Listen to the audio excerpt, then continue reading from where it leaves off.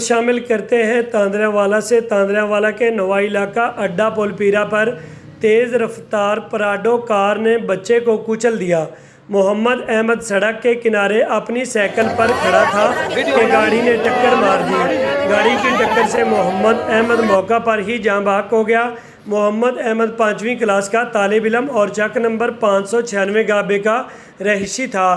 ورثاء نے بچے کی لاش سڑک پر رکھ کر جھامرا استیانہ روڈ بلاک کر دی۔ مظاہرین نے ٹائر جلا کر احتجاج کیا۔ تھانہ کور پولیس نے کار سوار 3 افراد کو حراست میں لے کر حوالات منتقل کر دیا۔ کار سوار فیصل آباد سے فاتحہ خوانی کے لیے آئے ہوئے تھے۔